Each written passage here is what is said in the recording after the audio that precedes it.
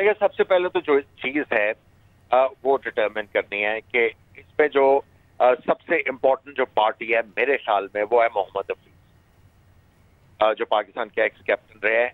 उनसे पूछा जाना चाहिए कि वो किन वजूहात की वजह से उस वक्त वो एडवाइजरी कमेटी से परे हट गए, किस चीज की वजह से वो खुश नहीं थे सिलेक्शन के मामलों में जिसकी वजह से वो परे हटे। ठीक है, वहां से आपको सिरा पकड़ के आगे चलना होगा।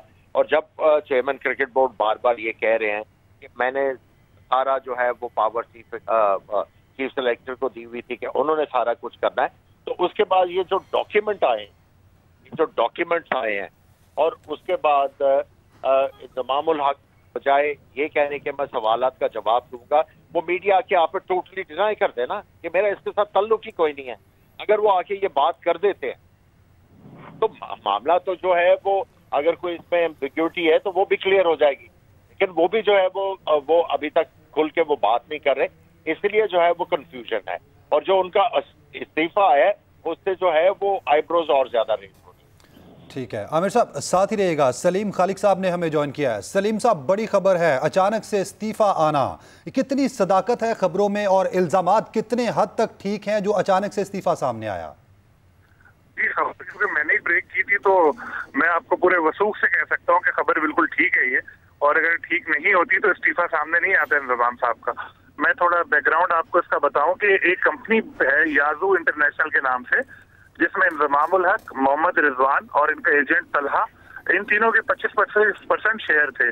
बरतानिया में रजिस्टर्ड ये कंपनी है। इसके पूरे डॉक्यूमेंट मेरे पास थे। जब मेरे पास डॉक्यूमेंट आए तो मैंने राब्ता किया तलहा से। मैंने तलहा से पूछा जो इनके एजेंट है, तो उन्होंने कहा जी ये बिल्कुल ठीक है और ये दुनिया भर में ऐसा होता है। उन्होंने मुझे मिसालें दी कि सेरेनिया विलियम के जो एजेंट हैं या दूसरों के हैं वो लोग भी ऐसे करते हैं, इन्वेस्ट करते हैं प्लेयर के बिहाफ पे, तो हम लोग भी करते हैं, इसमें कोई गैर मामूली बात नहीं है।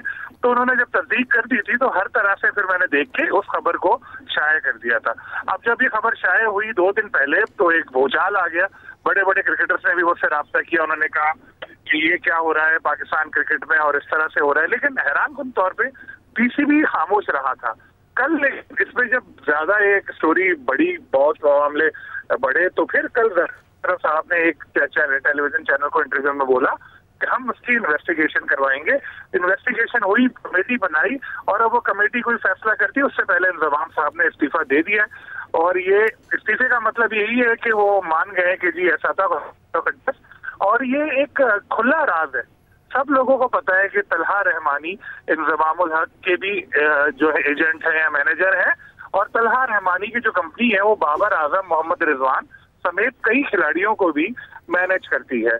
तो जो सेंट्रल कॉन्ट्रैक्ट का इशू हुआ था, जो मैंने अपने पिछले पेपर में भी बताया आपको, मगर क्योंकि अभी इससे हवाले से है तो मैं वो दोबारा याद दिलाऊं। इशू के वक्त वर्ल्ड कप से जाने से पहले पाकिस्तानी क्रिकेटर्स ने कह दिया था कि हम वर्ल्ड कप तो खेलेंगे, लेकिन वहां पर लोगों नहीं लगाएंगे आपके स्पॉन्सर का, ना आईसीसी की तकरीबात में शिरकत करेंगे अगर सेंट्रल कॉन्ट्रैक्ट में हमारी डिमांड्स नहीं मानी गई।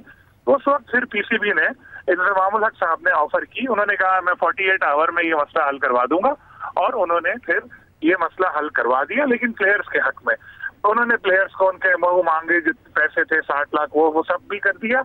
उसके अलावा एक चीज बड़ी इंपॉर्टेंट जो पाकिस्तान क्रिकेट की हिस्ट्री में नहीं हुई कि आईसीसी का जो शेयर मिलता है, जो पैसे मिलते हैं, उसमें से प्लेयर्स ने जो मुतालबा किया था 3% वो उनको दे दिए। तो इससे एक खिलाड़ी की आमदनी जो है वो 60 लाख से ज्यादा हो गई महीने की, जो एक कैटेगरी के प्लेयर्स हैं। तो ये चीजें जब हुई तो सब लोग हैरान हुए कि यार ये इंतजाम साहब जो है इन्होंने किया, और फिर उन्होंने जिद करके अपने लिए जूनियर चीफ सेलेक्टर का ओहदा भी लिया।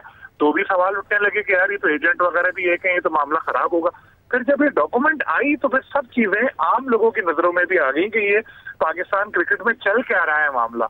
और फिर कनेक्ट किया लोगों ने पुराने वाकयात को और नए वाकयात को, तो सब चीजें एक आया हो गई उनके सामने कि ये मामला कॉन्फ्लिक्ट ऑफ इंटरेस्ट के बहुत सीरियस मामला हैं ये। तो पीसीबी को भी एक्शन लेना था और लेना पड़ा। और इंतजाम साहब की एक और इंटरेस्टिंग बात मैं आपको बता दूं कि इस वाकये से पहले भी 3 बार वो इस्तीफा देने की धमकी दे चुके थे पीसीबी को। मुख्तलिफ उनकी आदत है, जरा जरा सी बात पे वो रूठ जाते हैं और फिर वो कहते हैं मैं छोड़ रहा हूँ, फिर इनको मना लेते थे क्योंकि पीसीबी के पास हाई प्रोफाइल लोग नहीं है, तो वो थोड़ा डर जाते थे तो वो रख लेते थे। एक और बड़ी इंपॉर्टेंट बात है कि इंतजाम साहब का जो कॉन्ट्रैक्ट है उसके मुताबिक उन्होंने इस कॉन्ट्रैक्ट में मैनेजिंग कमेटी की मीटिंग में वो गए थे। उन्होंने कहा मुझे 25 लाख रुपए चाहिए महीने के, डॉलर में चाहिए, और 6 महीने का नोटिस पीरियड होना चाहिए। इसका मतलब कि 6 महीने अगर इनको निकाला तो 6 महीने की तनख्वाह देनी पड़ेगी, जो 25 लाख के हिसाब से 1.5 करोड़ रुपए बनती है। तो ये सारी चीजें जो थी अब, लेकिन अब चूंकि उन्होंने खुद छोड़ा है तो पता नहीं कि वो पैसे उनको देने पड़ेंगे या नहीं देने पड़ेंगे। लेकिन ये टीम की परफॉर्मेंस भी बहुत खराब है। सिर्फ इस बात पे भी उनको इस्तीफा दे देना चाहिए था कि जी ये क्या टीम सेलेक्ट हुई। फिर उनके जो इमामुल हक के साथ सबको पता है, उनके करीबी रिश्तेदार, उनकी जो परफॉर्मेंस है वो सबके सामने है। फिर ये इवेंट वर्ल्ड कप शुरू होते के साथ ही वो चले गए थे इंडिया, और वहां पे टीम की प्रैक्टिस में भी गए। जो कोचेस ने इस चीज पे नापसंदीदगी जाहिर की थी कि ये चीफ सेलेक्टर का क्या काम है। फिर प्लेइंग 11 में भी उन्होंने दखल दी। तो बहुत सारी चीजें ऐसी मिल चुकी थी जिसके बाद कुछ ना कुछ होना ही था। और पीसीबी चूंकि वैसे ही आजकल दबाव का शिकार है, तो इतने बड़े मामले को नजरअंदाज किया नहीं जा सकता था, इसीलिए पीसीबी ने कार्रवाई की। तो जिसपे इंजमाम साहब ने कहा कि उनको ओहदा छोड़ देना चाहिए, और ये भी बाद में पता चलेगा कि उन्होंने खुद छोड़ा है या उनसे इस्तीफा लिया गया। अच्छा सलीम साहब, ये भी बताइएगा, चूंकि आपने खबर भी ब्रेक की और आपको अंदर की खबरें भी हैं, ये प्लेयर एजेंट्स के साथ पार्टनरशिप किस तरह से करते हैं? इस सारे क्राइटेरिया का तरीकाकार क्या होता है?